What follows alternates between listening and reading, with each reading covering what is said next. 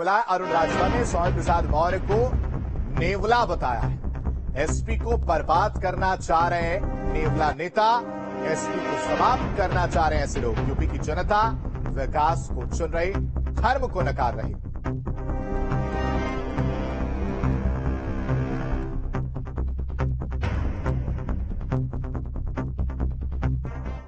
राजभर की पार्टी अगर सुभाषपा की बात करें तो उनका हमेशा नजरिया अलग रहता है। वो हमेशा विपक्ष को आईना दिखाने का काम करते हैं। अरुण राजभर हमारे साथ है, क्या कहेंगे इस जीत और विपक्ष के हार पे?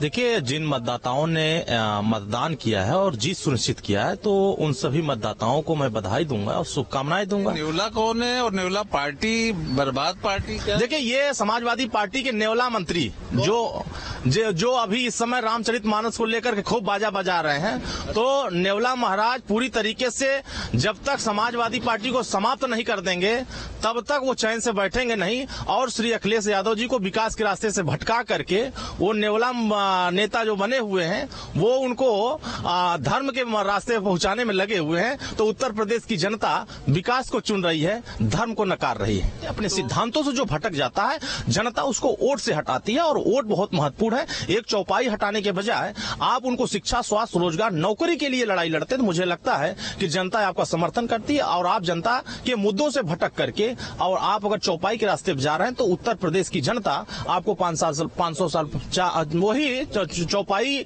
हटाने के बजाय और उत्तर प्रदेश की जनता आपको ही पूरी तरीके से राजनीति से समाप्त करके ये आपको स्थापित करेगी कि अब आप विकास के मुद्दे पर आइए, अब चौपाई के मुद्दे पर राजनीति में वोट नहीं मिलेगा। वीडियो जर्नलिस्ट दीपक राणा के साथ आलोक पांडे, न्यूज स्टेट, लखनऊ। और हमारे साथ फोन लाइन पर एसबी नेता अरुण राजभर फोन लाइन पर कनेक्ट हो चुके हैं। सबसे पहले आपकी प्रतिक्रिया ले लेते हैं। एमएलसी चुनाव का जो परिणाम आया उसको लेकर कैसे देखते हैं इसको आप? देखिए, ये एक तरीके से लोग विकास के मुद्दे को वोट किए हैं। जो कल तक ईवीएम पर सवाल करा करते थे कि बैलेट पेपर से चुनाव होना चाहिए, तो ये शिक्षक वर्ग ने ये बैलेट पेपर से वोट करके ये साबित कर दिया है और संदेश समाजवादी पार्टी को दे दिया है कि आप जिन मुद्दों को लेकर के आप चुनाव के मैदान में गए थे, उन मुद्दों को नकार करके आप रामचरितमानस के चौपाई पर आ गए हैं।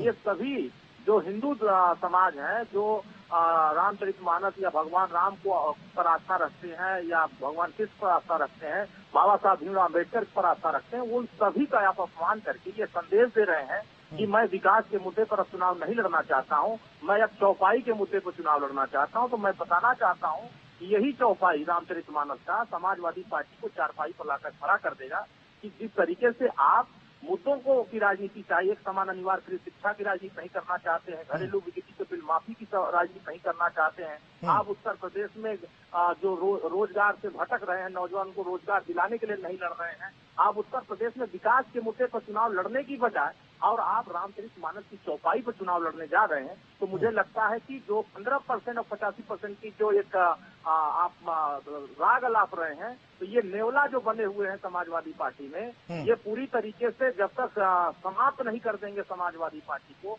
पूरी तरीके से खत्म नहीं कर देंगे, तब तक वो चैन से बैठेंगे नहीं। वो खुद कहते हैं मैं नेवला हूँ, मैं सांप को डस लूंगा, खत्म कर दूंगा। तो मुझे लगता है कि अब जो सांप लोग हैं वो समाजवादी पार्टी में 15% लोग हैं। अब ये नेवला उन्हीं 15% जो समाजवादी पार्टी में है उन्हीं को डसने में लगे हैं और ये सभी लोगों को हिदायत दे रहे हैं कि अब समाजवादी पार्टी छोड़ दो। ये शुद्ध रूप से ये समाजवादी पार्टी नहीं है, ये समाजवादी पार्टी अब एक जाति की पार्टी हो गई है जिसको यादव कहा जाता है। अब उत्तर प्रदेश का हर वर्ग अब इनसे नफरत करने लगा है, इनके विचारों से नफरत कर रहा है, इनके सिद्धांतों से नफरत कर रहा है। जो लोहिया जी के विचारधारा को नहीं मान रहा है, लोहिया जी ने तो भगवान राम को आदर्श माना, उनकी आराधना किया, उनको आगे बढ़ाने का प्रयास किया, उनके विचारों पर चलने का प्रयास किया। चाहे डॉक्टर अम्बेडकर उनके विचारों को आगे बढ़ाने का प्रयास किया, बाबा साहब भीमराव अम्बेडकर हो, चाहे महाराजा सुहेलदेव राजभर हो, ज्योतिबा फुले, सावित्रीबाई फुले, सभी ने विकास को चुना और सभी ने शिक्षा, स्वास्थ्य, रोजगार, नौकरी को चुना। लेकिन अब ये क्या चुन रहे हैं? ये चौपाई को चुन रहे हैं। जो अरुण जी, एसपी का क्या स्टैंड है मानस विवाद पर?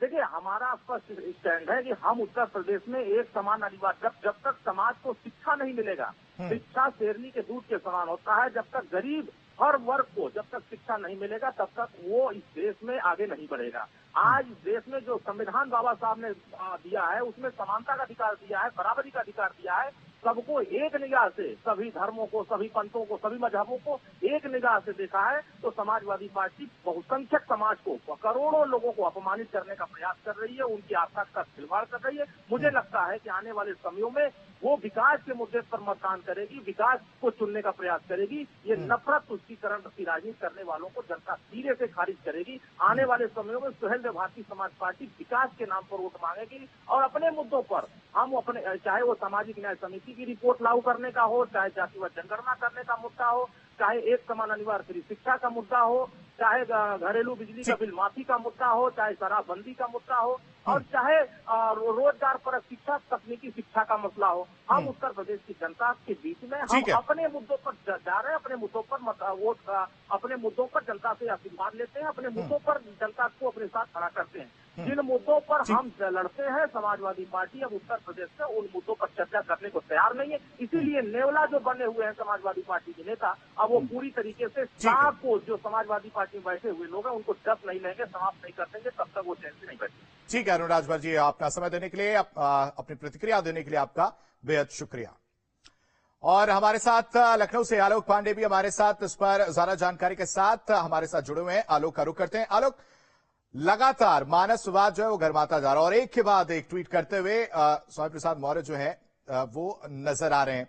इस बीच मायावती ने भी पलटवार किया है, साफ तौर से कह दिया है कि यूपी में भी दलितों और आदिवासी और ओबीसी समाज के शोषण, अन्याय और नाइंसाफी तथा इन वर्गों में जन्मे महान संतों और गुरुओं को, महापुरुषों आदि की उपेक्षा और तिरस्कार के मामले में चाहे वो कांग्रेस हो, बीजेपी हो या समाजवादी पार्टी भी, कोई किसी से कम नहीं है। बिल्कुल, देखिए, सबसे बड़ा और कहा जाए तो मजबूत पलटवार बीएसपी की तरफ से सुप्रीमो मायावती ने किया है। अखिलेश यादव को वो गेस्ट हाउस कांड भी याद दिलाया है कि जहां वो शूद्रों की बात कर रहे हैं, उन्हें वो गेस्ट हाउस कांड भी याद आना चाहिए कि किस तरह से एक दलित की बेटी को मुख्यमंत्री नहीं बनने दिया, किस तरह से उनपे जानलेवा हमला किया। आज मुख्यमंत्री का जो तेवर है, जो ट्वीट के माध्यम से दिख रहा है, वो आक्रामक दिख रहा है। रामचरितमानस के विवाद से हट करके उन्होंने इस बात को याद दिलाया है कि देश जो है संविधान पे चल रहा है और जिस बात को लेकर के, जिस चौपाई को लेकर के समाजवादी पार्टी या फिर उनके नेता स्वामी प्रसाद मौर्य बार बार बात कर रहे हैं, कहीं ना कहीं शूद्र के नाम पर वो अपमान कर रहे हैं उन जातियों का जो बैकवर्ड हैं, जो दलित हैं। और ऐसे अपमान को लेकर के उन्होंने याद दिलाया कि ये पार्टियां हमेशा उनको वोट बैंक ही समझती रही हैं, बल्कि इनका मान सम्मान का काम जो है हमेशा बीएसपी ने किया है। तो अगर हम देखें इस ट्वीट को लेकर के, तो बीएसपी ने रामचरितमानस को लेकर के समाजवादी पार्टी पर जम करके प्रहार किया है। स्वामी प्रसाद मौर्य के पिछले कुछ दिनों के जो बयान लगातार रामचरितमानस और चौपाई को लेकर के हो रहा था, उस पर उन्होंने पलटवार किया है और एक तौर पे आईना दिखाया कि गेस्ट हाउस कांड को नहीं भूलना चाहिए और जिस तरह से शूद्र का नाम लिया जा रहा है, उससे कहीं ना कहीं अपमान किया जा रहा है, दलितों का अपमान किया जा रहा है। बिल्कुल, दलितों का अपमान किया जा रहा है। एक तरह से बीएसपी अध्यक्ष मायावती ने जो ट्वीट किया है और ट्वीट के बाद लगातार राजनीति गरमाई हुई है। तमाम जानकारी देने के लिए आलोक आपका बेहद शुक्रिया। और खबर 12 बजे वक्त एक छोटे से ब्रेक का, ब्रेक के बाद भी खबरों का सिलसिला लगा।